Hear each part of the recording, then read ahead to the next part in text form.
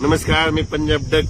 आज आहे 29 मे 2025 आणि मी आता आहे माझ्या गावाजवळ आणि आमच्या गावाजवळ बघा कसा पाऊस पडलेला आहे. म्हणजे जवळपास 250 मिलीमीटर पाऊस आतापर्यंत नोंद झाली. इतका पाऊस म्हणजे पावसाळ्यात दरवर्षी पावसाळ्यात अर्धा पडतो आणि या ठिकाणी पाहू शकता म्हणजे वापसा होणं पण शक्यच नाही. आणि या ठिकाणी आपल्या महाराष्ट्राच्या शेतकऱ्याला एक आनंदाची बातमी देणार आहे, कारण की इतका पाऊस पडायला मग हे बंद कधी होणार आहे.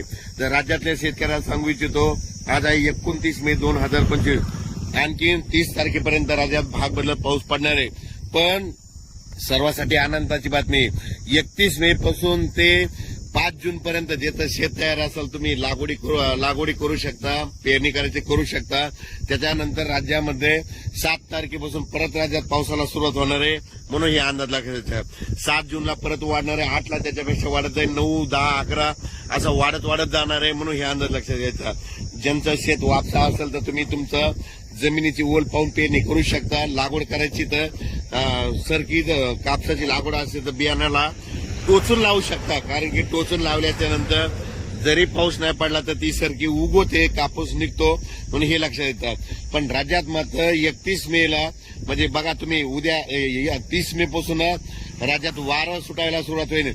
असं जोराचं वारं वाईल म्हणजे ते वारं जवळपास 5 तारखेपर्यंत 6 तारखेपर्यंत चालत आणि 7 तारखेला परत राज्यामध्ये ठिकठिकाणी भाग बदलत पावसाला सुरुवात होणार आहे.